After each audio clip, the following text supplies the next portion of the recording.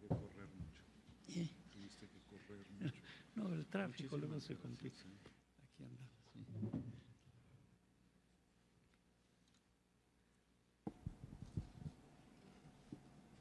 Muy buenos días, bienvenidos al Colegio Nacional.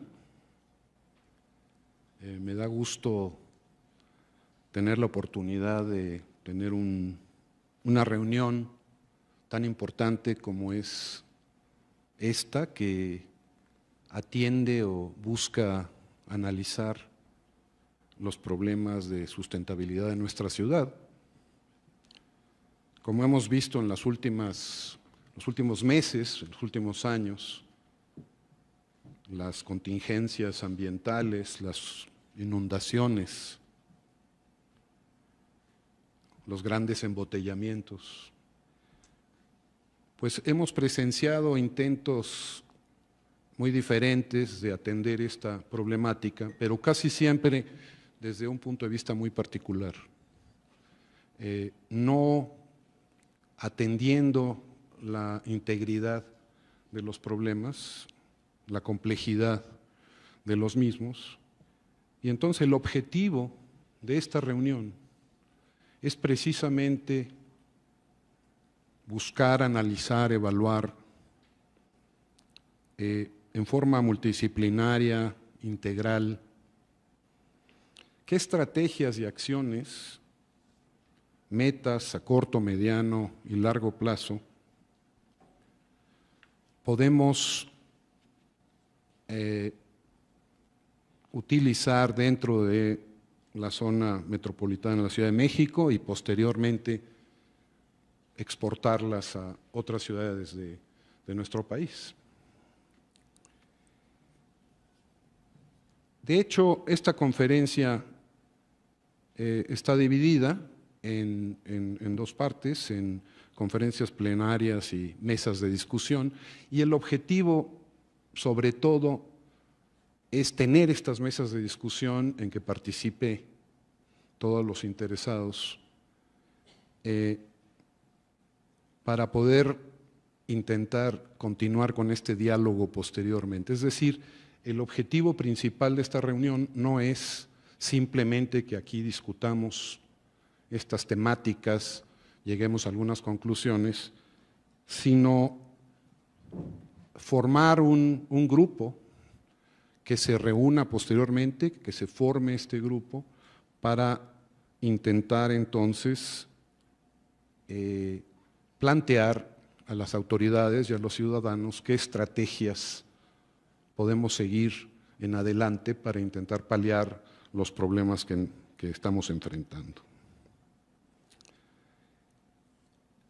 En la Universidad Nacional tenemos un nuevo proyecto, no es tan nuevo, tiene alrededor de 10 años, eso sí, un nuevo edificio desde hace un año, cuyo nombre es el Centro de Ciencias de la Complejidad, que fue diseñado y construido con el fin de lograr un encuentro entre distintas especialidades, abrir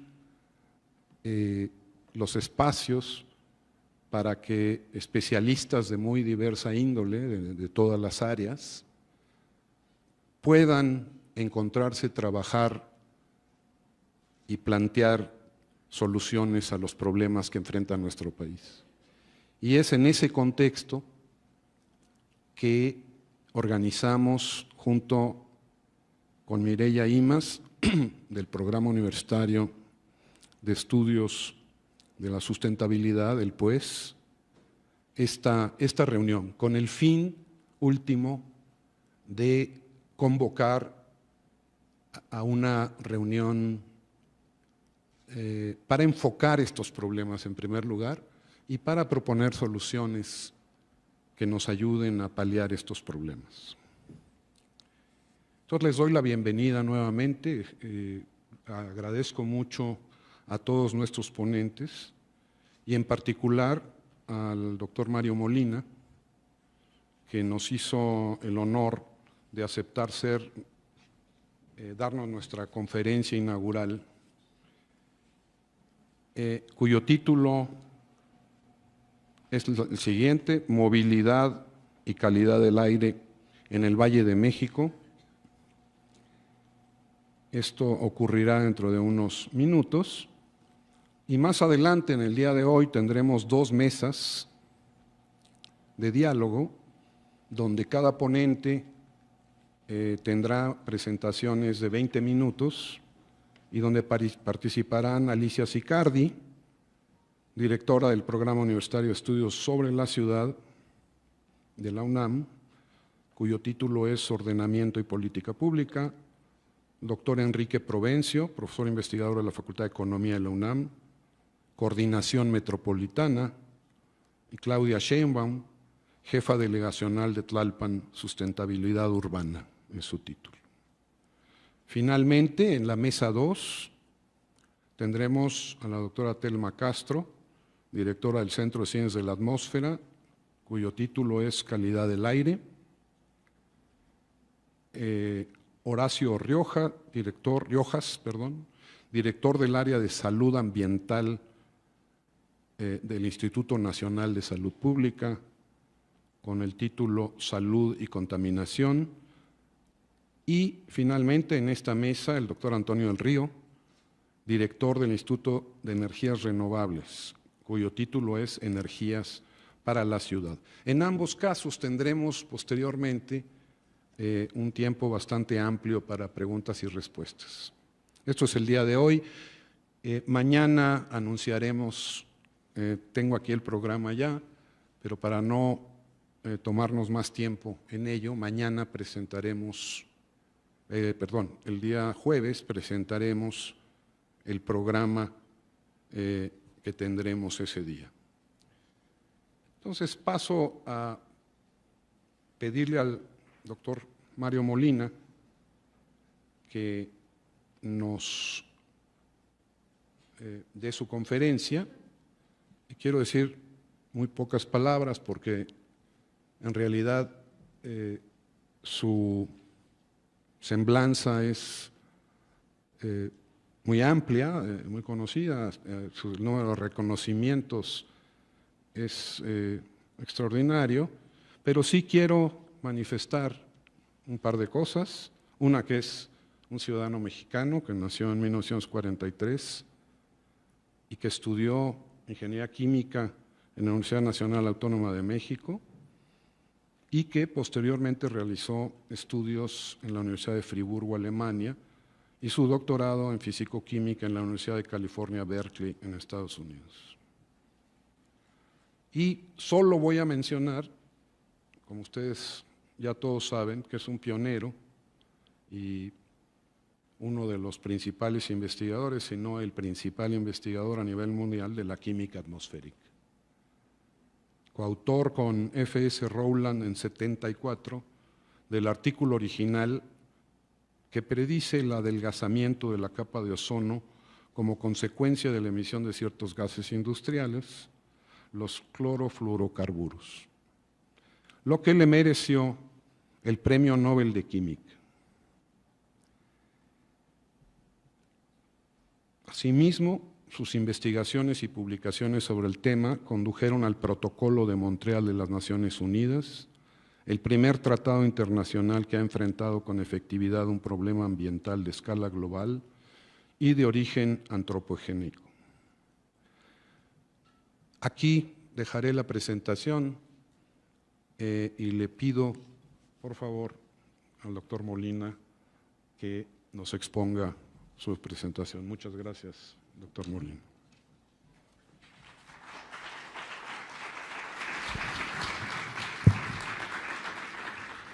Y muchas gracias.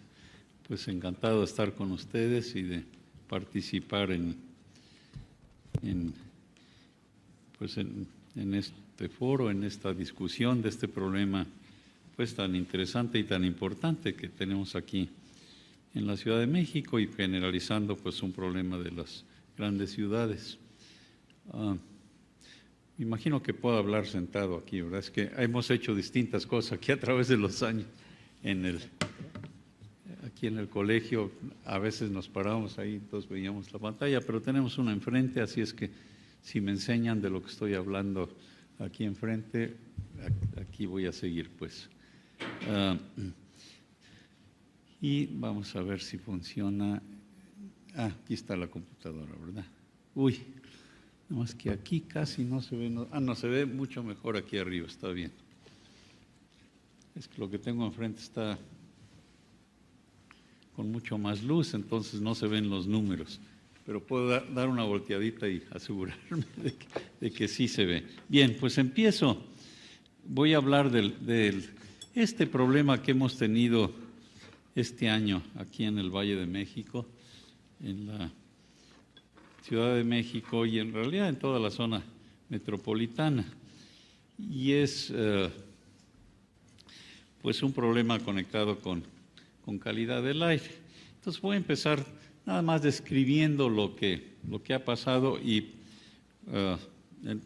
más adelante voy a empezar a darles opiniones de qué es lo que hemos trabajado, sobre todo el grupo de estudios que tengo en este centro de aquí de la Ciudad de México, donde hacemos trabajos de pues, energía y medio ambiente, pero sobre todo conectados con políticas públicas.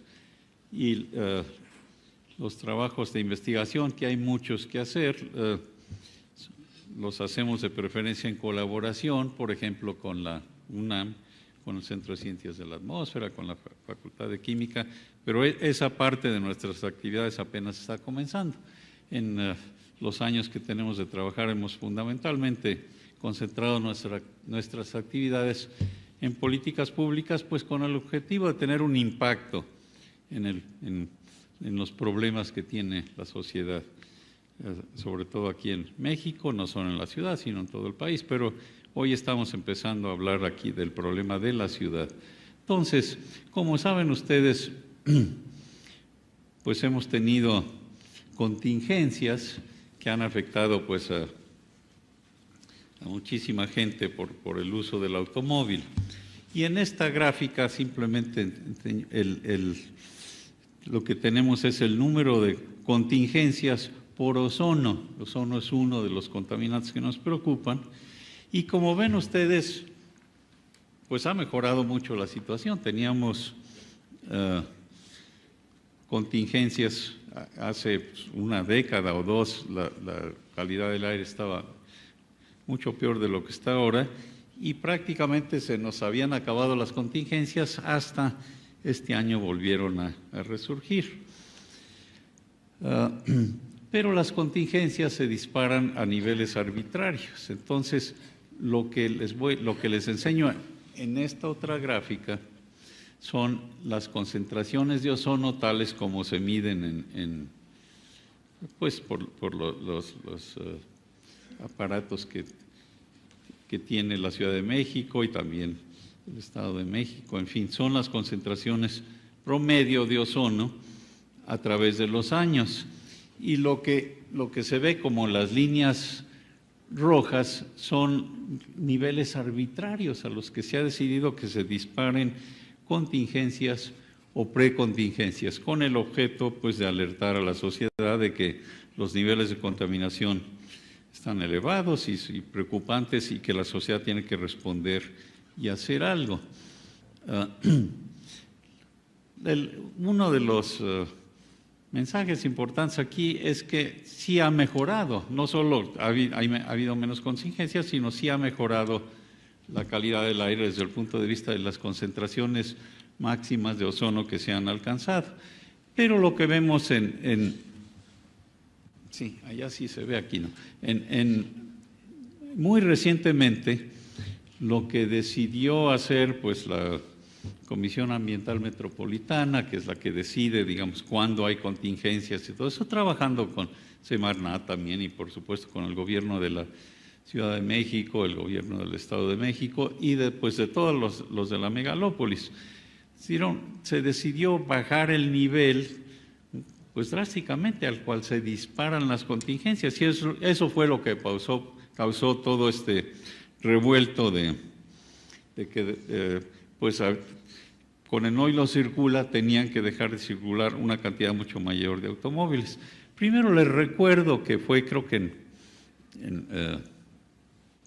hace ya meses, a finales del año pasado, que hubo una decisión de la Suprema Corte. La Suprema Corte en realidad nomás dio unos amparos, pero después pues lo tuvo que hacer la CAME también, de no prohibir la circulación de automóviles nada más por la edad del automóvil o por el color o algo así, sino tenía que ser por las emisiones.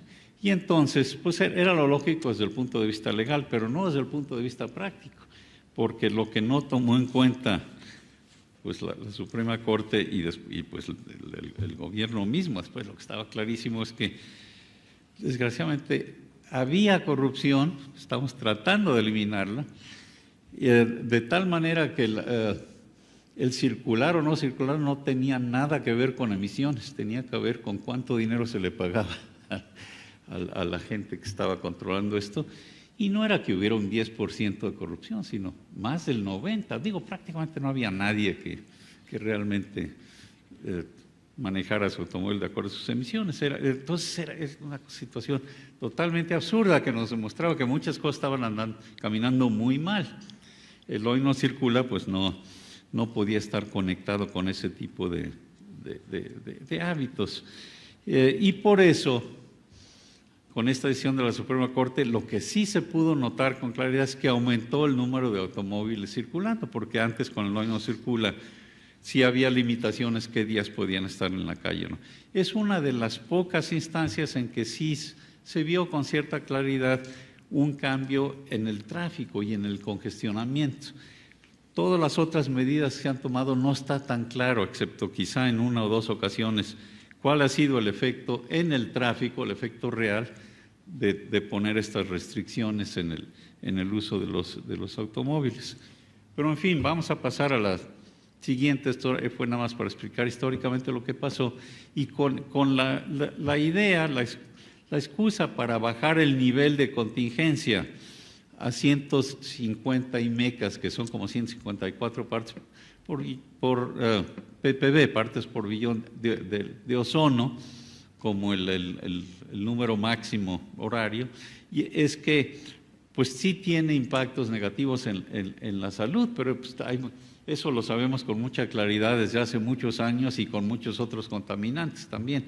Así es que fue un poco arbitraria esa medida y realmente nosotros no estuvimos muy de acuerdo en que se hiciera de esa manera. Como les voy a explicar en unos minutos, nosotros sí hemos desarrollado un plan de muchas de las cosas que hay que hacer, algunas a corto plazo, otras a mediano plazo, otras a largo plazo, pero esto no se puede arreglar de un día para otro. Pero en fin, aquí lo que vemos es cómo también pues, ha mejorado mucho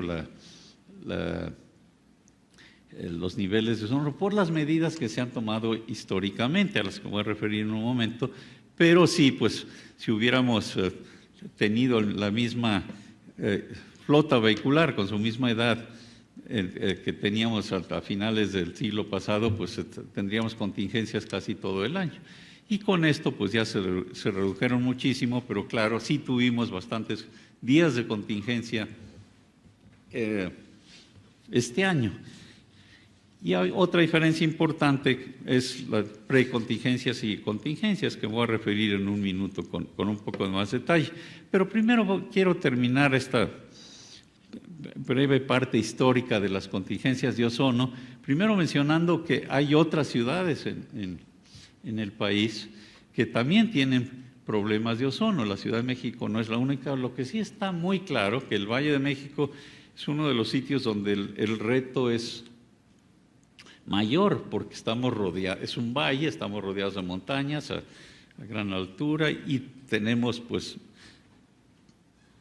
más de 20 millones de habitantes y una flota vehicular pues realmente enorme, 5 millones de automóviles particulares. Entonces es un reto que sean tan limpios que no contaminen el aire, además de las otras actividades que también afectan a la calidad del aire. Así es que esperemos que lo que se pueda, digamos, aprender de lo que está pasando aquí en la Ciudad de México, se puede usar para prevenir situaciones en otras ciudades, que siempre es menos costoso prevenir que arreglar lo que ya pasó. Pero en fin, aquí está muy claro. las otras cosas que pueden pasar. Y lo que quiero ahora mencionar es que tenemos problemas de calidad de aire sobre todo por una serie de compuestos que afectan la atmósfera, pero los dos más importantes históricamente ha sido el ozono, porque el ozono fue el primer compuesto del que se preocupó la sociedad. Esto sucedió en Los Ángeles en los años 60. Erich Hagenschmidt, un científico que fue el que se dio cuenta de que algo andaba mal en Los Ángeles, pero se dio cuenta por los efectos que estaba teniendo la contaminación en la vegetación. Ya después quedó muy claro que también tiene efectos, por supuesto, en salud pública, ¿no? Y en aquel entonces, pues, no se podía medir muy claramente, se desarrollaron todo este tipo de mediciones, pero Hagenschmidt, muy ingenioso, lo que sabemos es que el ozono es un oxidante, para aquellos de ustedes que son químicos, pues puede reaccionar con compuestos orgánicos, sobre todo los que tienen dobles ligaduras. Pero en la práctica, ¿cómo aprovechó esto Hagenschmidt? Midiendo los niveles de ozono con ligas estiradas y midiendo en cuántas partes se rompía la liga. Entonces, ya mejoramos un poco técnicamente, pero aquí lo que se está enseñando es el otro problema importante que tenemos, que no es ozono, sino partículas, y sobre todo las partículas pequeñas.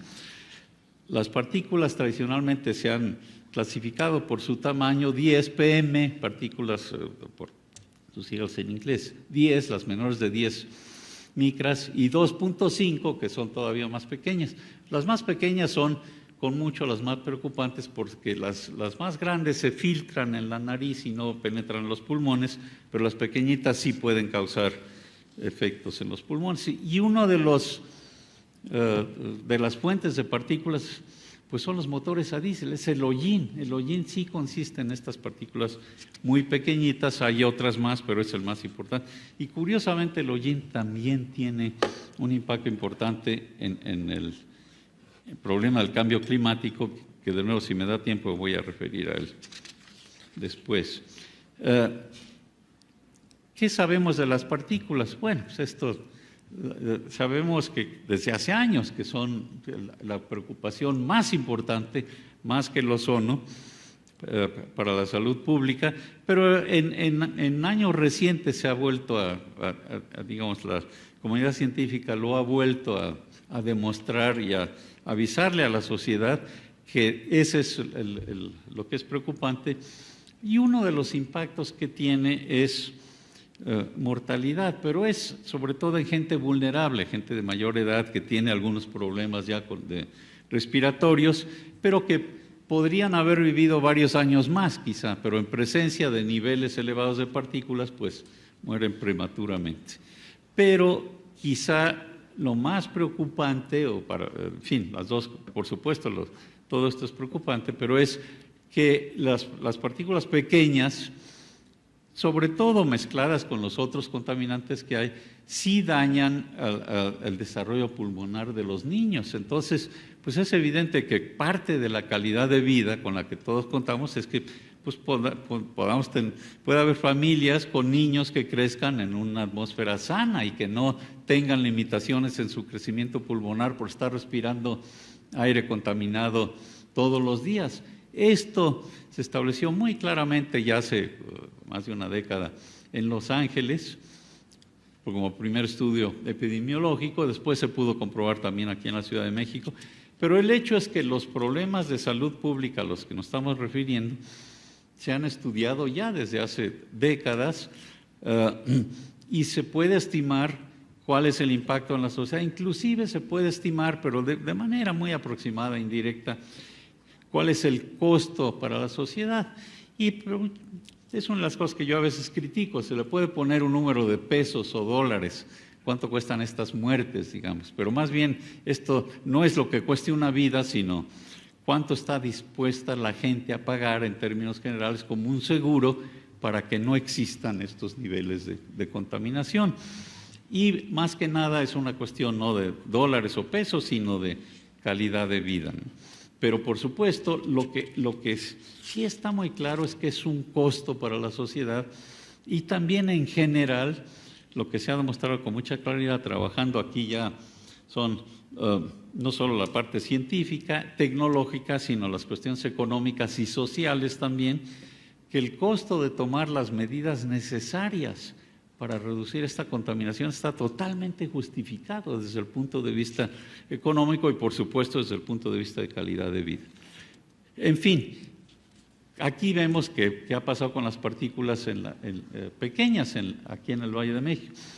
Uno de los problemas, si bien, bueno, no es tan alto el contraste como lo veíamos con el ozono, pero en parte es porque no se medían antes, era difícil, es difícil, pero ya está muy bien establecido ahora, medir directamente estas partículas pequeñas. Entonces, por muchos años nada más se medían las grandes, las PM10, y por eso, pues esta gráfica es nada más la cola de las gráficas que les enseñé hace un momento, y probablemente en años anteriores pues los niveles también eran bastante superiores. Por cierto, una de las primeras ciudades donde se empezaron a medir estas partículas fue Santiago, en Chile. Nosotros tenemos mucha colaboración también con el problema y los estudios de calidad de aire en Chile. También hay un centro Mario Molina, ahí trabajamos muy de cerca con ellos.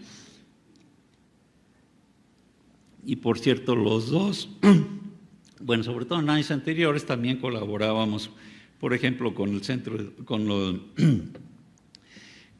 el equipo de Harvard de salud pública y con el equipo de aquí al centro de estudios que tenemos en Cuernavaca, que también lidia con el mismo tipo de problemas. Son los epidemiólogos, las personas que dedican a estudiar precisamente cuál es el impacto que tiene la calidad de aire en la salud pública. Pero en fin, aquí lo que vemos es una cierta mejora, pero también lo que vemos, si ven las líneas de abajo, son los límites lógicos establecidos. Estamos muy por arriba de los límites, pero igual con ozono. Estamos por arriba de los límites de lo que son arbitrarios. No es que por abajo de ese nivel no haya daños a la salud, sino que son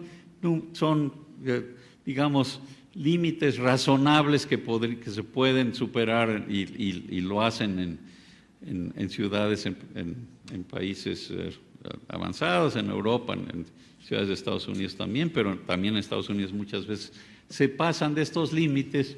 La OMS, la Organización Mundial de la Salud, son recomendaciones de cuál debería ser un objetivo realista de llegar a esas concentraciones, y por supuesto estamos por arriba de eso. Y también vemos, igual se los enseño, por un lado hay otras ciudades que están peor que nosotros, y por cierto aquí no pusimos a China, pero en China, y como saben ustedes, en Beijing, y con todas las fuentes de energía que están usando, sobre todo con carbón, pues los niveles de partículas son también muy elevados. Pero eso no quiere decir que nosotros estemos bien, nos falta bastante. Pero sí tenemos sitios como la región de Tula, en que está, pues, ahí sí claramente el origen de las partículas no es el sector transporte, sino que pues son las fábricas desde cemento y las refinerías, etcétera, que emiten muchas partículas. Entonces, por supuesto, necesitamos saber de dónde vienen estas partículas. Me voy a referir en un momento de nuevo a qué es lo que deberíamos de hacer. Pero quiero nada más enseñarles, antes de ponerles ya la lista de qué estamos sugiriendo hacer, les voy a enseñar por un momento que esto ya nos había preocupado desde hace muchos años. En realidad nosotros trabajamos ya con calidad del aire aquí en la Ciudad de México desde fines del siglo pasado. Estaba yo todavía como profesor en el MIT, pero hicimos un trabajo de colaboración para mejorar la calidad de aire, que sí tuvo mucho impacto. La Comisión Ambiental Metropolitana en aquel entonces funcionó bien y pudimos reducir significativamente, bueno, pudo el gobierno junto con la sociedad y con nuestra colaboración reducir las emisiones, y ya se había, por supuesto, ya se había eliminado un problema muy grave que por fortuna ya no tenemos, que es quitarle el plomo a la gasolina. Esto ya viene después, que eso fue quizá históricamente una de las preocupaciones pues más claras. Todavía hay algunas ciudades en el planeta que lo tienen, pero el plomo pues con mucha claridad estaba subiendo los niveles de plomo en la sangre de los niños, y eso ya, por fortuna, esa parte sí se pudo arreglar rápidamente, pero no las partículas y el ozono. Pero entonces ya habíamos hablado nosotros de este problema y de nuevo lo que saca,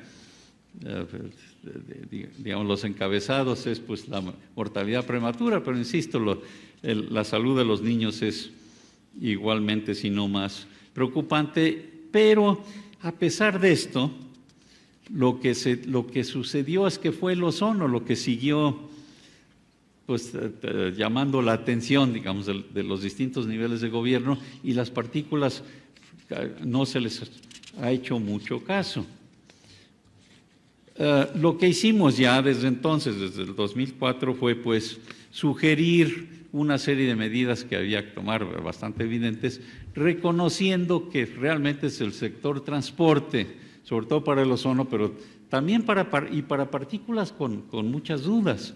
Sí es un sector importante también para la generación de partículas, pero ahí la limitación es que no había y todavía no hay muy buenas mediciones para tener inventarios de emisión, para ver de dónde vienen las partículas y saberlo con suficiente confianza. Pero en fin, déjenme concentrarme ahora en lo que estamos sugiriendo en nuestro centro, más recientemente a raíz de todos estos problemas que tenemos, qué es lo que debería de hacerse.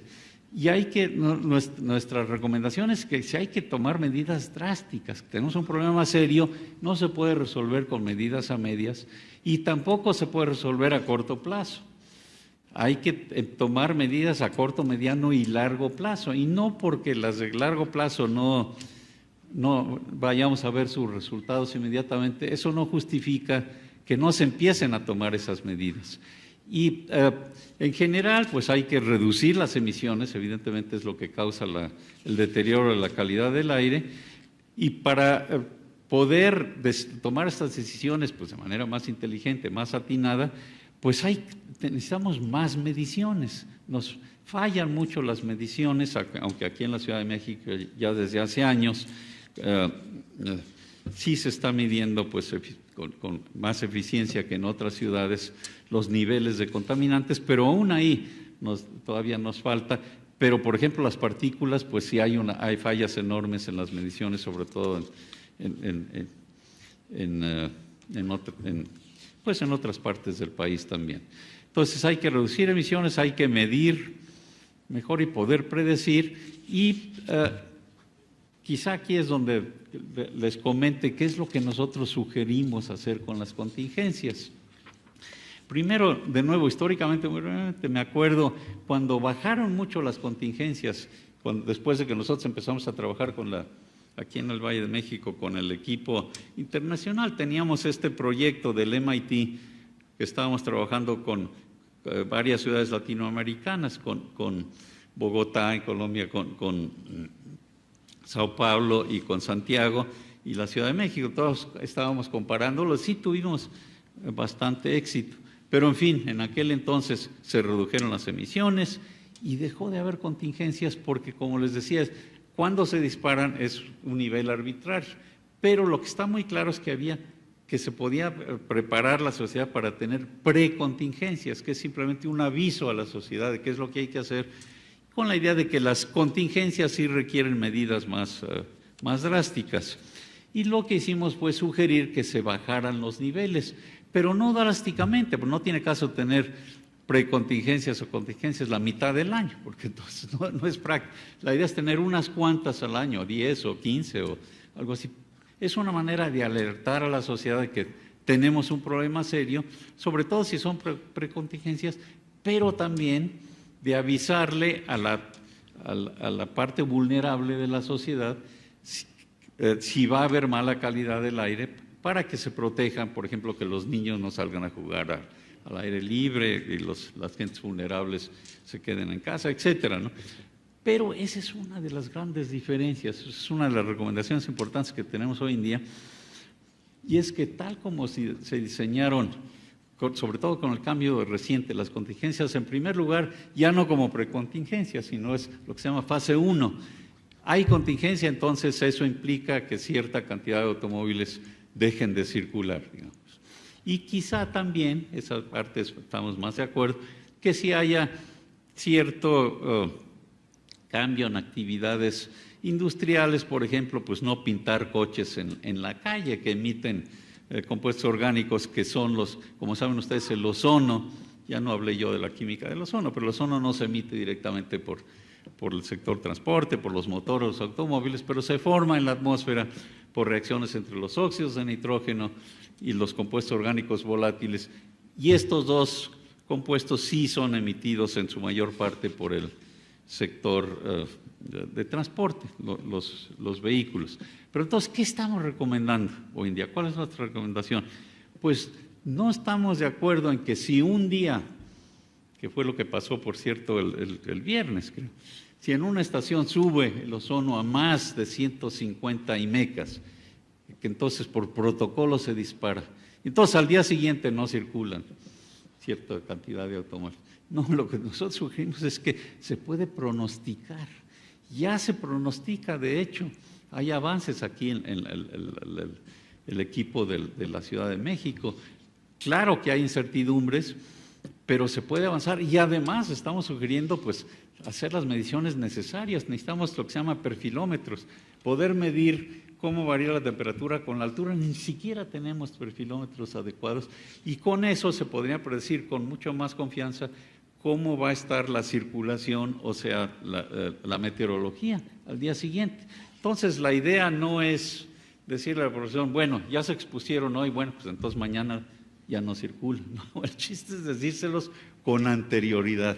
Y sí se puede, con cierta probabilidad de falla, pero no puede ser mayor que la probabilidad que tenemos hoy en día de falla, porque pues ya se expusieron. Y además tenemos una circunstancia muy especial que en el Valle de México, que conocemos desde hace muchos años, y es que en general lo que pasa un día no tiene que ver con lo que pasó el día anterior, en general. ¿Por qué? Porque el aire se limpia en la noche. ¿Cómo se contamina la ciudad? Y es que en la mañana se crea una capa de inversión. Como saben ustedes, normalmente la temperatura disminuye con la altura, es lo que sucede en la atmósfera de nuestro planeta, y eso ocasiona movimientos de aire, los vientos, etcétera. Pero si tenemos una situación en que está invertido ese perfil, y es que la temperatura aumenta con la altura, entonces eso causa mucha estabilidad en la atmósfera, no se mezcla y entonces se acumulan más eficientemente los contaminantes. Eso es lo normal, que eso sucede en las mañanas durante el día, luego sube la capa de mezclado, se diluye posteriormente la contaminación y en la noche ya se rompe esa capa de inversión. Sí tenemos días, por cierto, este fin de semana, pero a pesar de eso se puede calcular, tenemos días en que se puede predecir mayor estabilidad que lo normal, que va a haber más acumulación. Y también, a eso ya lo menciono ahorita por primera vez, pero lo voy a mencionar un poco más después, está cambiando el clima, está cambiando la circulación de la ciudad. Entonces tenemos que tener mucho cuidado en lo que aprendimos históricamente con lo que ya empieza a pasar, y es que hay ciertos cambios en la circulación muy interesantes, pero que afectan nuestra capacidad para pronosticar. Pero en resumidas cuentas, creo que sí tenemos la tecnología, la capacidad para pronosticar ya con lo que se sabe hoy en día, y si lo planeamos lo vamos a poder hacer mucho mejor. Y la idea sería avisarle lo repito, a la parte vulnerable de la sociedad con un día de anticipación, que posiblemente el día siguiente va a ser problemático, pues para que se cuiden, etcétera, etcétera. Esa sería lo más eficiente. Y si realmente hay un pronóstico de que podría estar muy mala calidad de aire, entonces sí se justifica tomar las medidas necesarias. Quizá, por ejemplo, que ciertas industrias dejen de tener emisiones. Por cierto, una de las cosas que nosotros habíamos sugerido anteriormente con las precontingencias y contingencias es aprovecharlo como un incentivo para la industria. Y aquellas industrias que hubieran equipado su producción con pues tecnologías limpias para reducir emisiones, esas podrían estar exentas de estas obligaciones que habría que tomar con las contingencias. Es un incentivo, porque a algunas industrias sí les sale muy caro parar. Hay otras, pues pintar en la calle, pues ahí sí, ni modo. Claro, se puede pintar como se hace en Los Ángeles, con pinturas que no tienen compuestos orgánicos volátiles, no son pinturas de agua. Hay muchas cosas de ese tipo en que nos falta todavía mucho que hacer y podemos aprender de otras ciudades. Pero en fin, me estuve hablando mucho de lo que es el último punto aquí, atención a contingencias, pero déjenme regresar ahora a emisiones nada más. ¿Qué podemos hacer con emisiones? Lo que hay que hacer, evidentemente, tenemos que preocuparnos simultáneamente de calidad de aire y de congestionamiento. El congestionamiento también reduce pues, la calidad de vida, pero además se interfiere con emisiones, el problema del cambio climático, con la eficiencia con la que funciona la economía de la ciudad, etcétera, etcétera. Entonces, por fortuna, el reducir el congestionamiento también reduce emisiones y mejora la calidad del aire. Hay casos en que tenemos problemas ambientales en que mejorando una parte de un problema empeora otro. Por ejemplo, las partículas blancas. Al reducirlas, empeora el problema del cambio climático. Pero ni modo, lo que hace la sociedad es decir, no podemos resolver un problema empeorando otro, tenemos que enfrentar los dos, y si nos cuesta más trabajo arreglar el cambio climático por reducir partículas blancas, ¿qué es lo que ha pasado históricamente? Pues ni modo, tenemos que trabajar más duro. Pero el hollín es al revés, el hollín sí nos conviene reducirlo tanto por calidad de aire como por contaminación, así es que ahí pues no hay duda. Pero lo mismo el congestionamiento, es un problema muy serio y tenemos ejemplos que ya no voy a entrar en detalle, les iba a enseñar algunas gráficas, pero ya no. Hay ciudades todavía más congestionadas que la Ciudad de México, pero hay muchas otras menos congestionadas, entonces ¿a cuál queremos copiar? Pero el problema no es sencillo, sí tenemos que planear con anticipación y tenemos que mejorar pues, de manera muy importante el transporte público, tanto desde el punto de vista de ingeniería de transporte, mucha gente que no se puede mover más que en autos particulares o la calidad y la velocidad a que se mueve el transporte.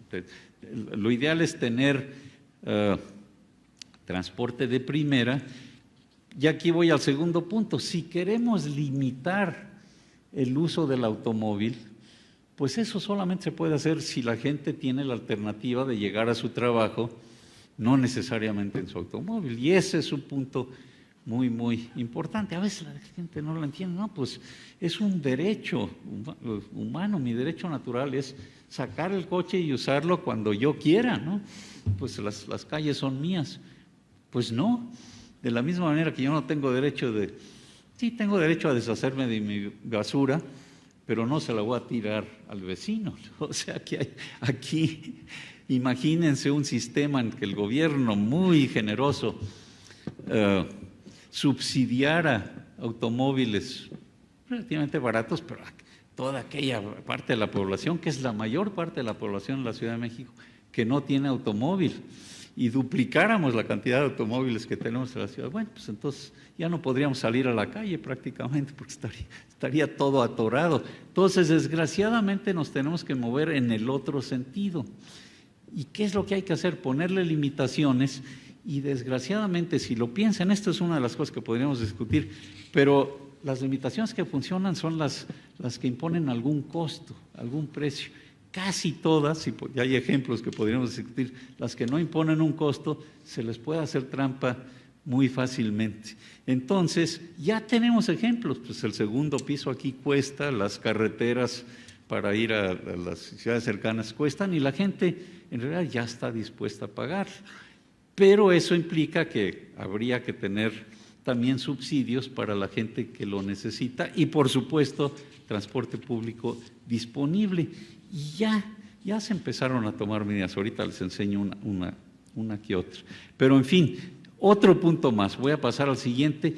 Y es que aquí en la Ciudad de México se ha controlado con verificación, a pesar de lo ineficiente que es, que por cierto ya va mejorando, pero es muy eficiente, pero no se ha controlado el transporte de carga para nada, no tiene prácticamente verificación ni ningún control. Entonces nosotros estamos haciendo un estudio, también en la UNAM se está haciendo, estamos colaborando, para ver, primero, pues hay, para tener los datos. Sí hay limitaciones ya de a qué horas puede usarse, etcétera, pero hay mucho transporte que pasa por la ciudad y ni siquiera es para dejar carga en la ciudad. Entonces ese podría realmente, lo ideal es que no pasara por la ciudad, sino por carreteras de lado, etcétera, etcétera. Entonces hay muchísimo que hacer, pero sobre todo también pues hay que ponerle restricciones. Yo creo que la gente está toda de acuerdo que se necesita cierta verificación para el transporte de carga, que a veces nos falla. Por ejemplo, que tengan frenos, ¿no? Pues ¿por qué? Pues porque es peligroso, si no para la población. Bueno, lo mismo, es peligroso que estén emitiendo humo y eso no se controla. Entonces, una de nuestras recomendaciones es que hay que trabajar con la industria de carga para mejorar todo eso. Y además se pueden ya, sin ningún estudio adicional, lo que ya se podría hacer es quitar de la circulación a los altamente contaminantes. Bueno, y ahora sí voy a pasar rápidamente a las otras dos series de medidas que de transporte público. Esto lo voy a hacer ya rápidamente, dejarlo para la discusión si hay más. Pero, por ejemplo, uno de los problemas son las concesiones.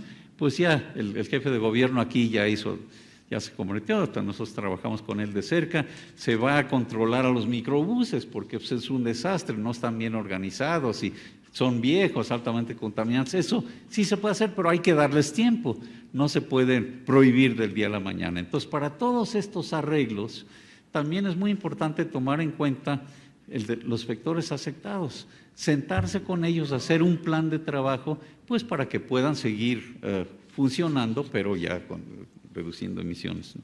Y, en fin, hay otras medidas, igual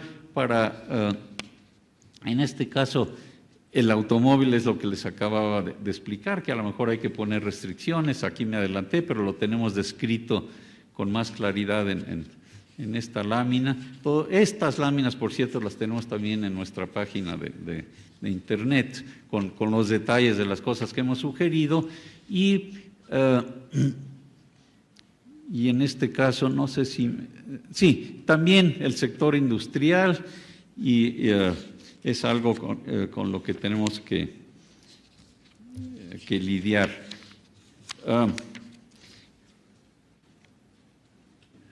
¿Cómo andamos de tiempo? Ya mero, ¿verdad? 10 minutos. Bueno, voy a apurar entonces. Les voy a enseñar un par de ideas que son interesantes para discutir quizá.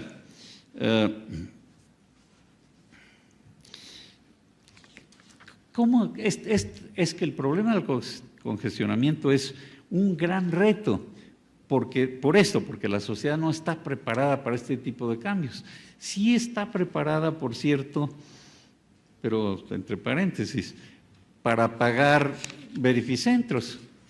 Y claro, lo molesto es que ese dinero de los verificentros pues no esté etiquetado para mejorar la cuestión no de calidad de aire o de congestionamiento. Si se va pues todo y se va a Hacienda, pues entonces es como dinero perdido desde el punto de vista de la sociedad. Eso es lo que debería de poder mejorarse. Debería de haber un sistema de financiamiento mucho más eficiente y transparente para que la sociedad aceptara estos cambios. Pero, ¿cómo llega uno a su trabajo? Les voy a enseñar aquí una idea que desde hace años ha existido, se originó en MIT, pero lo copiamos en Copenhague. Desde hace años, en los metros, para entrar al metro y en las salidas, hay bicicletas y son gratis. Entonces, ¿qué hace uno? Pues, si la ciudad no es muy grande, pues se lleva una bicicleta a su casa y llega uno de su casa al metro muy fácilmente. El metro ya lo puede uno llevar muy rápidamente, aunque el trabajo esté más lejos. Y del otro lado, se baja uno del metro y en bicicleta llega uno al trabajo. Aquí estaría difícil, no sé cuánto durarían las bicicletas aquí, sí, pero en fin. Pero en principio, esta idea, ya trabajando con mis colegas del MIT, podría hacerse algo parecido, por ejemplo, con coches eléctricos diseñados para eso, que se pueden estacionar de manera muy compacta, pero que no tiene que ser uno dueño de uno de esos, sino que serían todos iguales, pero sí con tarjetas de crédito, usarlos como se usan las bicicletas aquí en México. Pero la idea es que pudiera uno llegar sin tener preocupación por estacionarse al metro, un metro eficiente, limpio, rápido, sin problemas de seguridad, etcétera. Y del otro lado del metro, pues igual, llegar al trabajo, y esto ocupa mucho menos espacio de estacionamiento que los automóviles normales. Este tipo de ideas y otras novedosas, hay camiones de transporte público de 2 pisos y que pueden pasar por abajo los coches, hay toda una serie de ideas interesantes y revolucionarias. Yo creo que tenemos que empezar a pensar así. Aquí por cierto, una de las cosas, ya no se los comenté, pero les presumo ahorita, una de las cosas importantes que salió de este esfuerzo que les comenté que empezamos en el MIT, trabajando con varias ciudades, con la CAME, es que fue el Metrobús, porque lo copiamos de Colombia, porque el metro es muy caro. Entonces no había recursos suficientes para mejorar el transporte público nada más con metro, no somos suficientemente ricos, entonces todo eso se puede planear muy bien. Entonces ahí claro, se le quita un carril al uso del automóvil, pero sí mejora si se hace bien. Y empezó bien, pero se podría mejorar todavía más la eficiencia con la que funciona pues el Metrobús. Pero es otro ejemplo, quitar carriles, etcétera, etcétera, ¿no? Muchas cosas se pueden hacer, pero son controversiales. Y, en fin, déjenme mover a esto. Sí, muy rápidamente, esto es la cuestión de financiamiento. Pues aquí la gente está molesta porque la gasolina no ha bajado. Aquí está el precio y se ve en la línea roja cómo pues sí estaba subsidiada, pero en años muy recientes no. Bueno, la CAM, cuando hicimos todos esos cambios, la gente no estaba molesta, estaba financiada con unos centavos extras que valía la gasolina aquí en el Valle de México. Pero pues era tan poco que la gente ni se daba cuenta, pero estaba etiquetado. Entonces, la gasolina, como ven aquí, sube y baja, pero pues en México está por abajo del precio mundial, y en otros países europeos, por ejemplo, pues vale el doble, porque ahí sí tiene que haber alguna manera en que la sociedad pague para poder hacer las calles, para poder controlar el congestionamiento. Entonces aquí, pues de alguna manera hay que asegurarse que se puedan financiar todas estas sugerencias que tenemos, porque sale ganando la sociedad, esa es la idea. Ahora, hay un tema que voy a pasar muy rápidamente, si tengo otros 5 minutos, que es desarrollo sustentable, pero ciudades, porque aquí también estamos hablando de ciudades. Y desarrollo sustentable pues es algo en el que tomamos en cuenta problemas ambientales tales como el de calidad de aire, pero también el problema del cambio climático. Y para ciudades pues mejora la calidad de vida si disminuye el tiempo y distancia del transporte. Además, este es todo un tema que a lo mejor va a ser parte de otro de los grupos, pero pues las áreas verdes son importantes para mejorar la calidad de vida, y hay que controlar la expansión de la mancha urbana. Eso se los voy a platicar muy brevemente. Aquí las áreas verdes, ¿por qué nos funcionan? No es que limpien el aire y con eso ya podamos usar automóviles viejos, pero ayuda. Y lo que hay que hacer es pues tener restricciones en los automóviles, además de tener áreas verdes que sí son más eficientes. Pero lo que les quería mencionar es que también para el problema más global, que voy a decirles unas palabras en un momento del cambio climático, pues el sector energético, el hecho de que las viviendas estén lejos de los centros de trabajo, pues es algo que contamina y además contribuye al problema del cambio climático, ¿no? Y aquí les menciono muy brevemente un proyecto que tuvimos hace ya varios años en nuestro centro, como un ejemplo de cómo trabajar con ciudades. Y creamos un grupo que se llamó BESAC. ahí estamos nosotros, pero el chiste es que trabajamos con Infonavit y con la sociedad hipotecaria del gobierno, etc., y con las compañías constructoras para vivienda de interés social.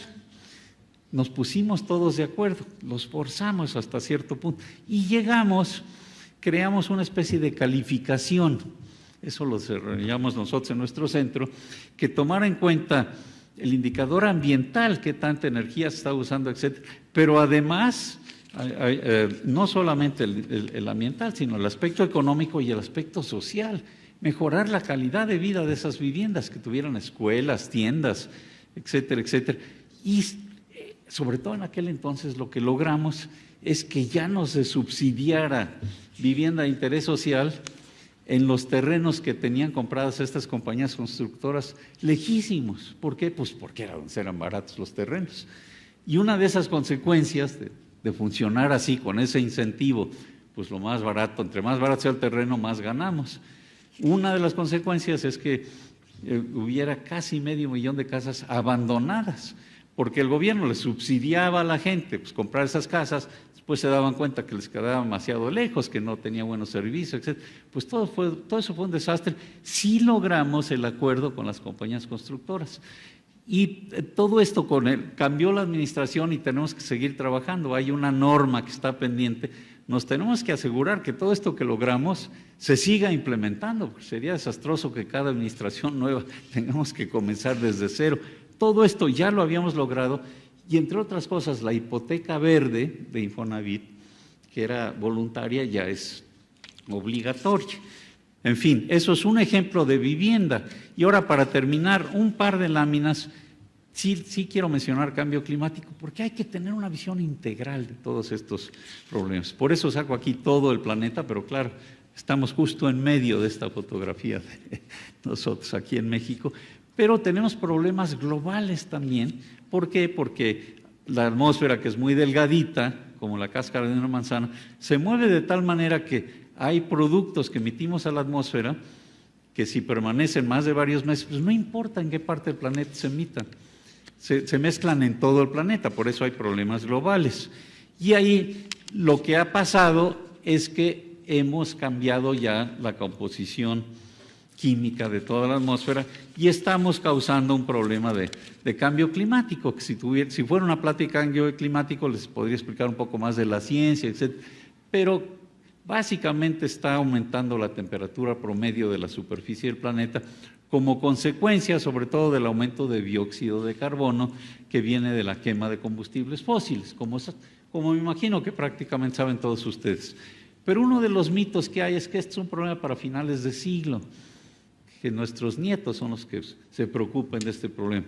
Pero no, ya empezó a pasar, ya se está derritiendo el Ártico en el verano con toda claridad, si ya pueden tomar un crucero por el Polo Norte, que no se podía hace varios años, ¿no? Entonces esto ya es un cambio muy importante, pero más que nada, y por eso les enseño esto, son los eventos extremos los que nos preocupan, porque va a cambiar la temperatura poco a poco, pero los eventos extremos ya están pasando. Pues acabamos de tener aquí todos estos muertos como consecuencia del huracán Earl, y la pregunta es si estos eventos extremos son huracanes intensos, inundaciones, también sequías, y ondas de calor, si esto está o no conectado con estas actividades de la sociedad. Y hace pocos años todavía la comunidad científica lo dudaba, decía no tenemos suficientes estadísticas, pero esto cambió en los últimos años. Está clarísimo que ya hay una conexión, sobre todo de probabilidad, que estos eventos, aunque hubieran pasado de todas maneras, sin cambio climático, sin cambios implantados por la sociedad, están pasando con más intensidad. Sobre todo las ondas de calor, eso está clarísimo, porque eso se mide con satélite, ahí no hay que hacer postulados, simplemente hay que medir cómo ha cambiado la temperatura en zonas tropicales y, como saben ustedes, es una curva gaussiana de probabilidad de cómo varía la temperatura, pero se ha desplazado con toda claridad a mayores temperaturas. Y lo que nos preocupa son los extremos, las colas. Entonces, las colas, pues con claridad, tenemos temperaturas bastante más elevadas de las que tendríamos sin este impacto de la sociedad. El año pasado, pues esto fue en Pakistán, más de 500 muertos, pero muchos otros en otras partes. En México también nos ha afectado, por fortuna no contando tantas muertes, pero lo que sí les querían mencionar es esto que acaba de pasar, que no hizo muchas noticias, pero ya hay ciudades aquí en Irak y en Kuwait, en que la temperatura subió más de 50 grados centígrados. Está ya muy cerca del límite por arriba del cual no sobrevive la gente. Entonces ya estamos llegando a ese extremo. Entonces lo que quiero mencionar, 3 láminas y termino. El problema del cambio climático hasta hace poco no se había hecho prácticamente nada, por contraste con el problema del ozono que sí se resolvió. Es un ejemplo importante porque nos dice que sí se puede. Pero finalmente en París se empezaron a tomar medidas y México tiene un compromiso muy importante de reducir emisiones. Entonces, esto de lo que hablamos de calidad de aire también es parte de nuestro compromiso al reducir emisiones. O sea, no es que lo estemos haciendo como una cosa voluntaria para ver si nos va mejor, sino que ya nos comprometimos con el resto del planeta y además nos comprometimos a comprobarlo. Y no solo lo vamos a comprobar nosotros, sino organizaciones internacionales, ¿no? Entonces, eso es muy importante. Y claro, se necesita financiamiento, etcétera, pero con el Acuerdo de París, aquí tengo una curva de emisiones contra el tiempo hasta finales de siglo. Con el Acuerdo de París todavía tenemos un problema serio, lo que pasa es que es un comienzo muy importante, pero en lugar de llegar a más de 3 o 4 grados, con el Acuerdo de París a lo mejor la temperatura promedio del planeta aumenta nada más 3 grados. Y les recuerdo, no es ese pequeño aumento, sino los extremos lo que nos preocupa, pero en realidad el objetivo pues, que se propusieron todos los países ya desde Copenhague hace unos años es que la temperatura no suba más de 2 grados. Eso está, de momento todavía está muy difícil, hay que seguir trabajando muy duro. Pero termino con esta, que son las placas de la ruleta del MIT, con el grupo con el que yo estuve trabajando muchos años. Porque pasa esto. La ciencia del cambio climático, y aquí termino, la ciencia del cambio climático está muy bien establecida en términos generales, ya desde el siglo XIX se sabe que controla la temperatura, que el dióxido de carbono es el termostato del planeta, el vapor de agua pues es muy importante, pero su cantidad depende del dióxido de carbono, etcétera, etcétera. Pero el clima es un sistema complejo, hablando de sistemas complejos, pues como la gente y nuestro cerebro y todo. Entonces, hay incertidumbres para predecir, pronosticar cuánto va a cambiar la temperatura a finales de siglo. Insisto, la temperatura siendo pues una medida de todos estos problemas extremos que puede tener la sociedad. Y entonces el pronóstico es que si no hacemos nada, la línea roja que les enseñé hace un momento, que es lo que, por cierto, lo que querrían hacer lo que harían los republicanos en el Congreso en Estados Unidos hoy en día, porque niegan la ciencia del cambio climático. Entonces, de acuerdo con los republicanos y la ciencia, estamos en la ruleta de este lado, la de la izquierda. Y hay más de una probabilidad en 5 de que la temperatura suba más de 5 grados, que sería totalmente desastroso para la sociedad, por guerras, por migraciones, por gente que se moriría, etcétera, etcétera. Es totalmente irracional, inaceptable, pero es el dogma del Partido Republicano, que es el que controla.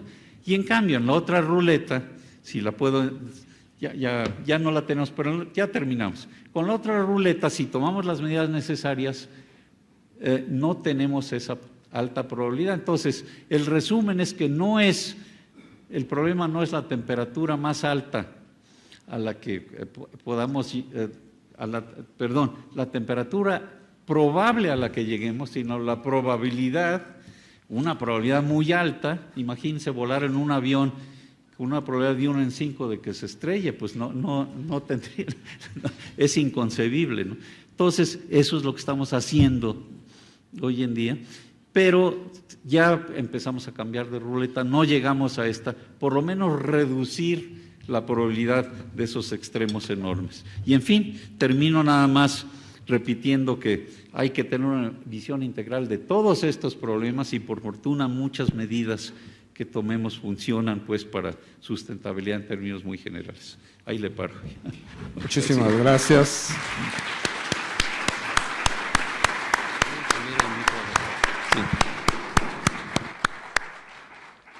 Le agradecemos muchísimo al doctor Mario Molina su muy ilustrativa conferencia y tenemos tiempo, alrededor de 10 minutos, para preguntas.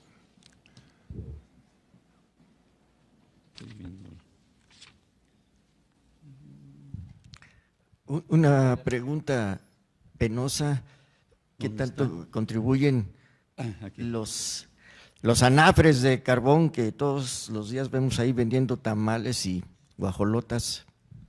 Sí, primero voy a contestar en términos muy generales. Una de las cosas que ya no enfaticé con claridad y es que nos falta mucha información.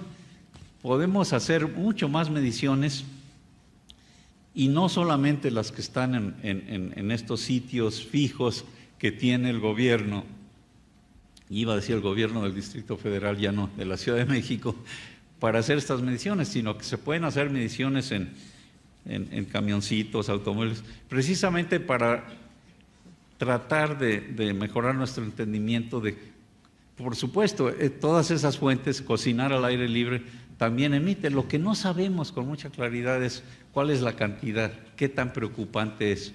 Pero sí sabemos que se puede mejorar mucho. En otras ciudades, aquí en México no lo tenemos así todavía. En otras ciudades, pues en los restaurantes, pues es parte del requerimiento de las normas. Los restaurantes pues tienen filtros y se filtra en las cocinas el aire que se emite a la atmósfera. Aquí, claro, pues no se puede hacer eso con las carnitas al aire libre, pero sí podríamos de alguna manera, por lo menos saber, cuantificar qué tan serio es ese problema.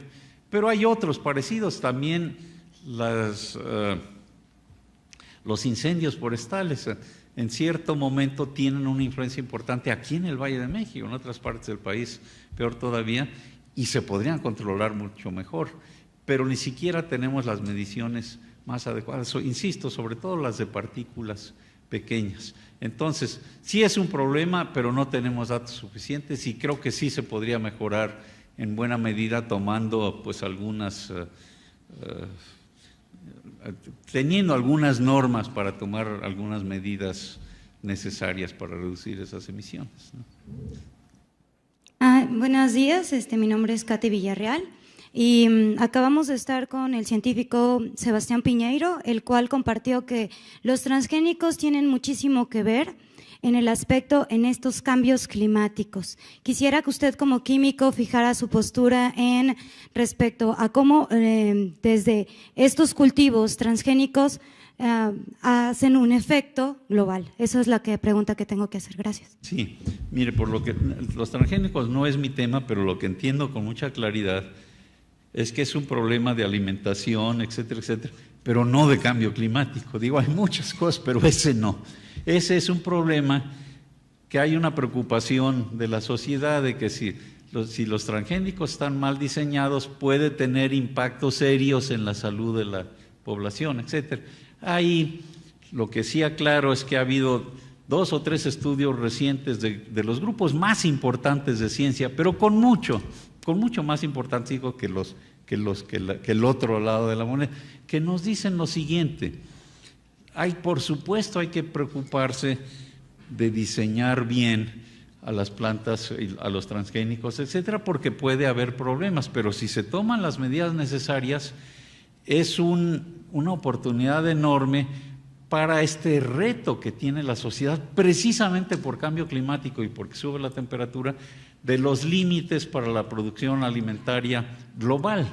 Entonces, hay poblaciones en Asia que ya tienen deficiencias vitamínicas, por ejemplo, por todos estos cambios, y se pueden diseñar plantas literalmente que les cubran esa deficiencia. Lo que hay que hacer es cuidarse que no haya compañías que abusen, etcétera, etcétera. Pero esto está tanto en México como en Estados Unidos, la Academia de Ciencias, como un grupo de 100 Nobel también que lo hizo. Hay muchos estudios en que lo que hacen es simplemente aclarar que hay que hacerlo con cuidado, pero se puede hacer, por supuesto, se puede hacer bien. Les recuerdo que pues, nosotros tenemos maíz transgénico desde que empezó la cultura hispánica aquí en México, y tenemos una gran cantidad de transgénicos en nuestra vida diaria. ¿Quiénes de ustedes tienen perro o han visto perros alguna vez? Pues todos son transgénicos, todos eran lobos, los chihuahuas chiquitos, etcétera, pues son transgénicos de los lobos y no son particularmente dañinos, claro, no nos los vamos a comer, pero la comida transgénica ya tiene muchos años de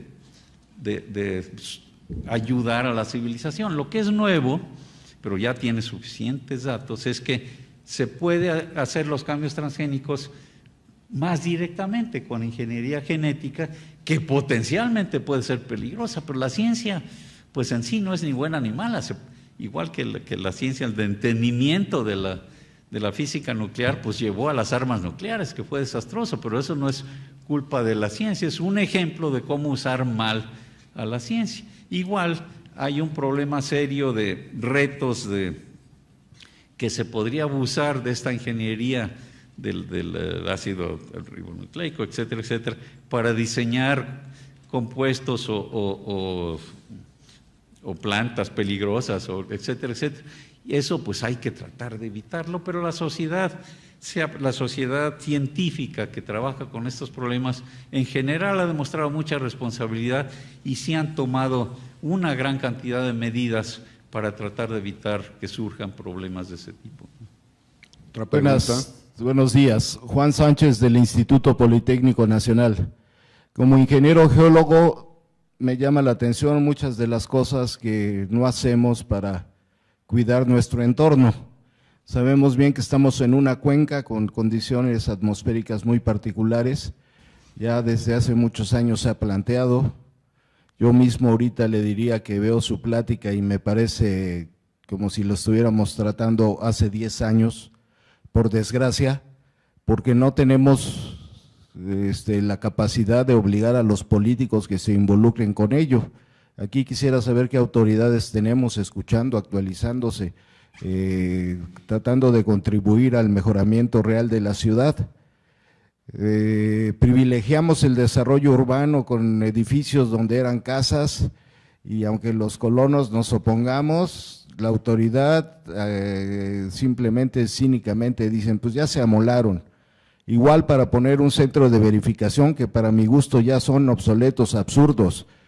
Podemos atenernos al hoy no circula, sí, pero ya que consideras que la verificación que me cobras tan caro y de dinero que obtienes solo para beneficio de los concesionados, deberíamos exigirles un porcentaje para implementación, investigación tecnológica, científica. Quisiera saber si en México, desconozco, pero estoy enterado de que en Londres se están poniendo ya grandes filtros para la captación de CO2.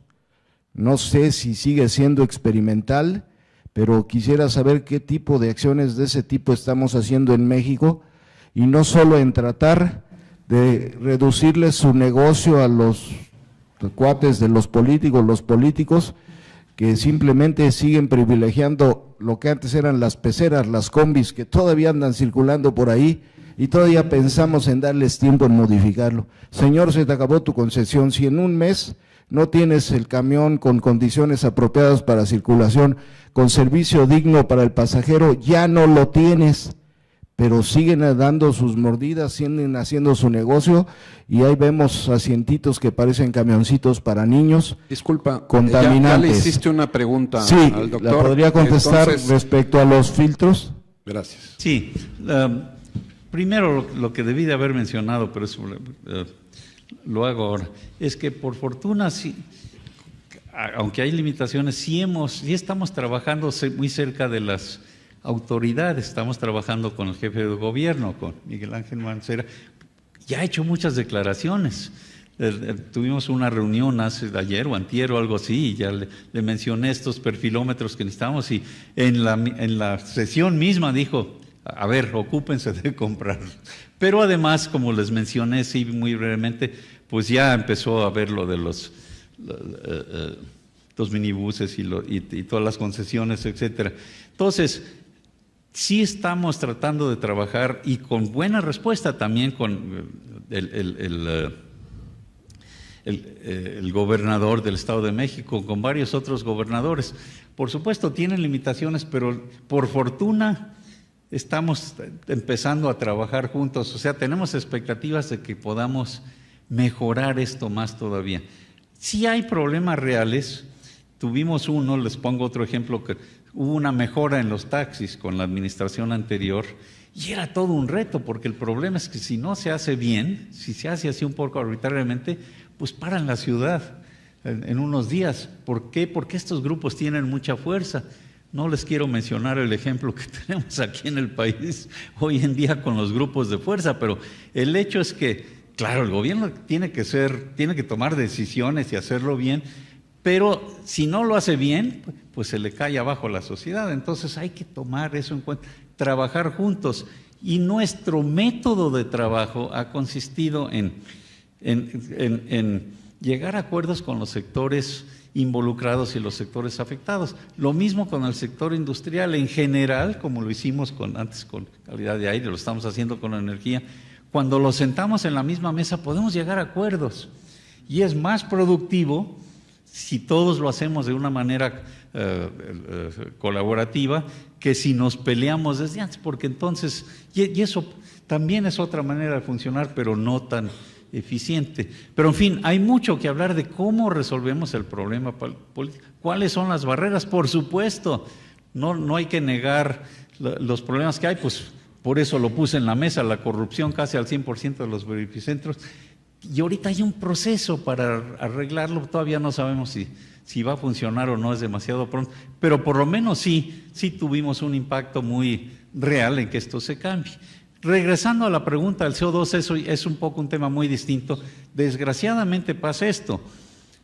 Hay toda una serie de investigadores, no muchos, pero sí hay varios grupos que están investigando cómo extraerse el CO2 ya diluido y mezclado en la atmósfera. Las plantas lo hacen, pero es una manera no muy eficiente y no podemos arreglar el problema nada más reforestando, porque la cantidad que se ha emitido por combustibles fósiles, pues emitimos lo que se había acumulado por millones de años por fotosíntesis en unas décadas. Entonces el problema de estos intentos, aunque hay varios prometedores, todavía son muy caros, es mucho más barato no emitir.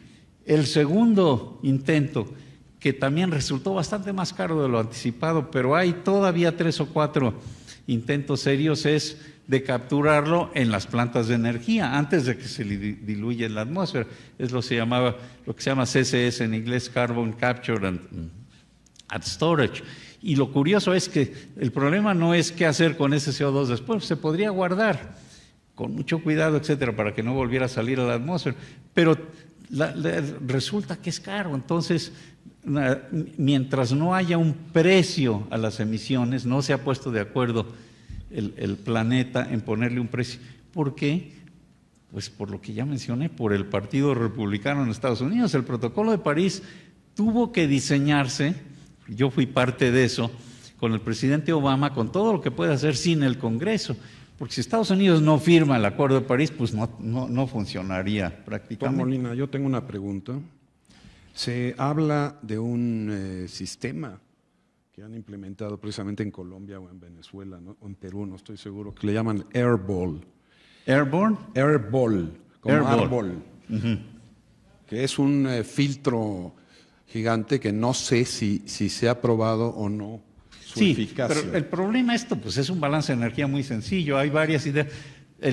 Se puede calcular el costo y la eficacia. Yo creo que todavía está totalmente, le faltan un par de órdenes de magnitud, nada más. Para ser eficiente. Para ser eficiente. Entonces, pero ya sabemos que sí hay otras soluciones, pues tenemos las energías renovables, eso ya está caminando y ya bajó de precio drásticamente, entonces por ahí va la cosa. Doctor, hasta la energía nuclear. Una última pregunta, perdonen, pero yo tengo el micrófono. ¿Qué sugiere usted para que logremos trabajar en alianza? Los científicos, aquí hay muchos, los ciudadanos, el gobierno. Yo hacía al principio alusión al Centro de Ciencias de la Complejidad, usted trabajando a través del Centro Mario Molina, ¿cuál es su sugerencia de cómo caminar para implementar de esta manera integral, multidisciplinaria, acciones? Aquí necesitamos hacer, es una pregunta compleja, voy a tratar de ser breve, pero por un lado, pues tenemos que colaborar las distintas organizaciones, y lo estamos haciendo nosotros con la UNAM y con otras universidades, etcétera. Tenemos que colaborar para poder proponer y documentar cuáles son las soluciones más atinadas, pero lo podemos hacer también colaborando con el gobierno. Lo que es importante es que también haya, por todos los intereses creados y la corrupción, etcétera, etcétera, no siempre, inclusive el mismo gobierno, aunque a un nivel alto estén de acuerdo, pues no tienen el control suficiente de todos los niveles para que funcione. Entonces, lo que es muy importante es que también haya un apoyo de la sociedad. Y para eso tenemos que comunicarle a la sociedad con mucha claridad la naturaleza de los problemas y las restricciones que hay para resolverlos. Lo menciono por eso puse este ejemplo, de que si mencionamos que parte del ingreso puede venir de un sobreprecio a la gasolina, la gente se alebresta porque está mal informada, porque ya prometió el gobierno no subir impuestos. Bueno, la salida es simplemente no decirle impuestos, sino ponerle otro nombre, pero etiquetarlo, ¿no? Entonces, a lo que voy es que es muy importante, sobre todo en nuestro tipo de organización, la tarea de explicarle con claridad a la población cuáles son las opciones y que no todos vamos a salir ganando, etcétera. Por ejemplo, el caso que mencioné y que repito, de que sea cada vez más fácil usar un automóvil. No, desgraciadamente tiene que haber cada vez más restricciones. En otros países, como en Japón, Singapur, etcétera, pues comprar un coche cuesta el doble de lo que cuesta aquí en México. ¿Por qué? Porque la mitad del precio pues es impuesto, o si no es, pero en fin, no tiene que ser impuesto y no está etiquetado. Pero otra parte que no habíamos hecho es que organizaciones como las nuestras no le habíamos hecho suficiente caso. Entonces necesitamos dedicarle más atención a estos problemas, pero necesitamos tratar de resolverlos de una manera profesional e integral. No pueden ser medidas improvisadas o ingenuas, con otras palabras. Y para esto tenemos que aprender a trabajar a través de distintas disciplinas. Por eso la parte, por ejemplo, de los estudios económicos nos parece importante, pero también están los estudios sociales, legales, cómo funciona el gobierno, y la parte realista, pues ¿dónde están las barreras reales? Si resulta que hay mucha corrupción en el desarrollo urbano, porque a pesar de que esté diseñada una parte de la ciudad para no crecer, pues se puede vender. Entonces ahí hay que ver cómo sugerimos arreglar eso, ¿no? No nada más es poniéndolo en papel, necesitamos una sugerencia específica. ¿Cómo eliminar esa corrupción? ¿Qué hacemos? Necesitamos gente que sepa cómo funcionamos. Pero en fin, eso habría que... Bueno, afortunadamente vamos a tener durante estos 2 días diversos puntos de vista. Exacto. Y ojalá que podamos llegar al final a conclusiones prácticas de cómo formar un grupo que vaya en esa dirección. Y mientras tanto les pido un aplauso para el doctor Mario Molina. Vamos a tener un receso de 5 minutos para que los ponentes de la primera mesa puedan acceder a sus lugares. Le pido a la maestra Mireya que también pase para coordinar. Ok. Nos pasamos para allá. Entonces necesitamos... Muy bien, querido Mario. Muy bien. Vamos a necesitar... Sí.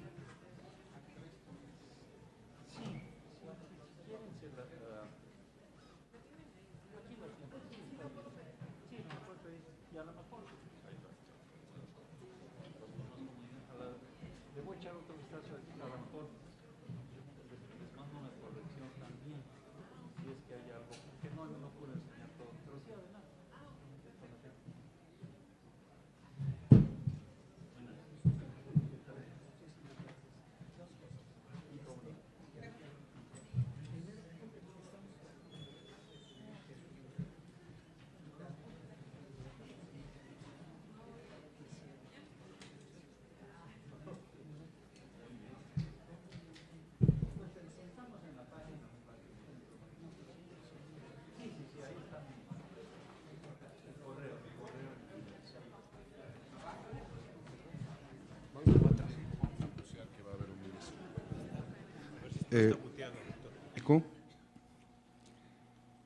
Esto ocurrirá dentro de unos minutos.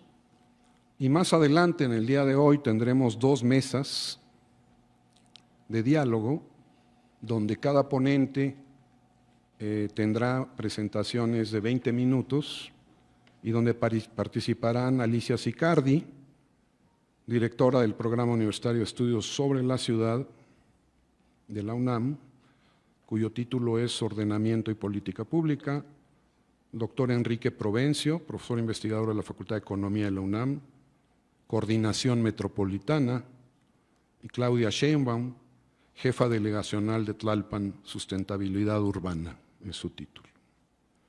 Finalmente, en la mesa 2, tendremos a la doctora Telma Castro, directora del Centro de Ciencias de la Atmósfera, cuyo título es Calidad del Aire, Horacio Riojas, director del área de salud ambiental del Instituto Nacional de Salud Pública, con el título Salud y Contaminación. Y finalmente en esta mesa el doctor Antonio del Río, director del Instituto de Energías Renovables, cuyo título es Energías para la Ciudad. En ambos casos tendremos posteriormente un tiempo bastante amplio para preguntas y respuestas. Esto es el día de hoy. Mañana anunciaremos, tengo aquí el programa ya, pero para no tomarnos más tiempo en ello, mañana presentaremos, el día jueves presentaremos el programa que tendremos ese día. Entonces paso a pedirle al doctor Mario Molina que nos dé su conferencia. Y quiero decir muy pocas palabras porque en realidad su semblanza es muy amplia, muy conocida, su número de reconocimientos es extraordinario, pero sí quiero manifestar un par de cosas. Una, que es un ciudadano mexicano que nació en 1943 y que estudió Ingeniería Química en la Universidad Nacional Autónoma de México y que posteriormente realizó estudios en la Universidad de Friburgo, Alemania, y su doctorado en Físico-Química en la Universidad de California, Berkeley, en Estados Unidos. Y solo voy a mencionar, como ustedes ya todos saben, que es un pionero y uno de los principales investigadores, si no el principal investigador a nivel mundial de la química atmosférica. Coautor con F.S. Rowland en 74 del artículo original que predice el adelgazamiento de la capa de ozono como consecuencia de la emisión de ciertos gases industriales, los clorofluorocarburos, lo que le mereció el Premio Nobel de Química. Asimismo, sus investigaciones y publicaciones sobre el tema condujeron al Protocolo de Montreal de las Naciones Unidas, el primer tratado internacional que ha enfrentado con efectividad un problema ambiental de escala global y de origen antropogénico. Aquí dejaré la presentación y le pido, por favor, al doctor Molina que nos exponga su presentación. Muchas gracias, doctor Molina.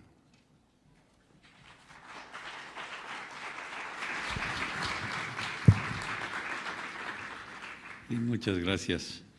Pues encantado de estar con ustedes y de participar en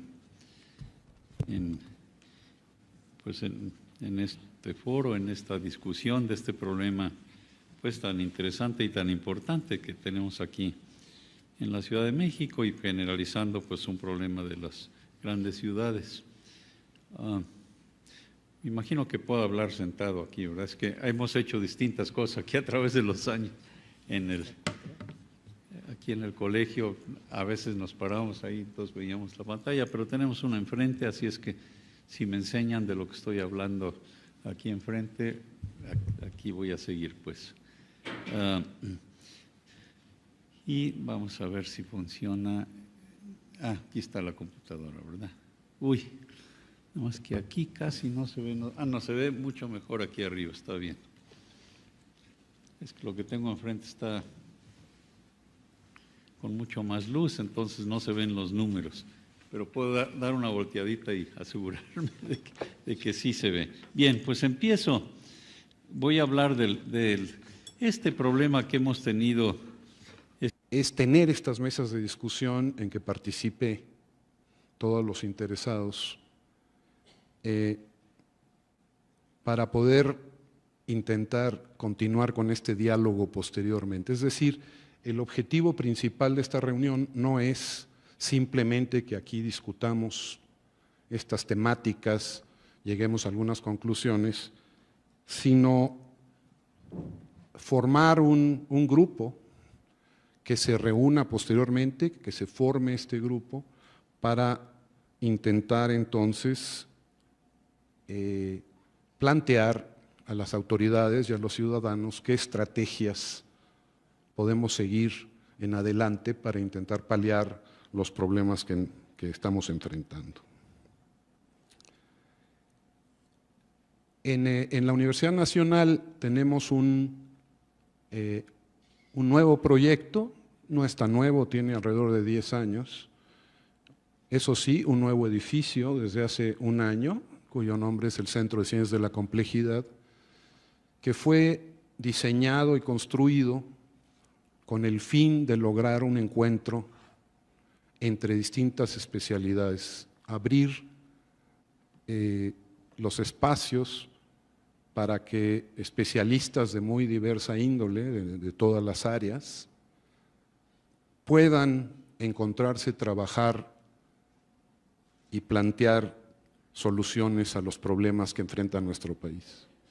Y es en ese contexto que organizamos junto con Mireya Imas, del Programa Universitario de Estudios de la Sustentabilidad, el PUES, esta reunión, con el fin último de convocar a una reunión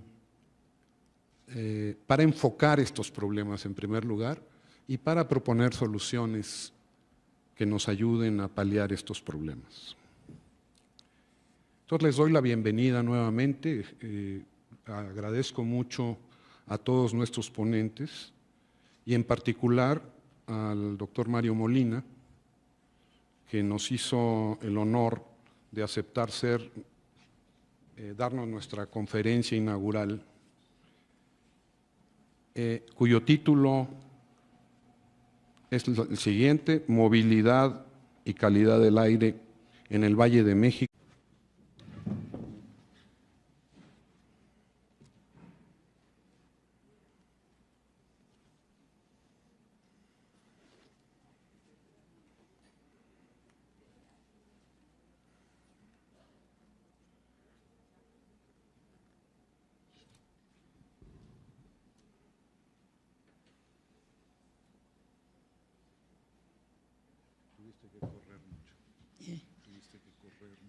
No, el tráfico luego se complica. Aquí anda,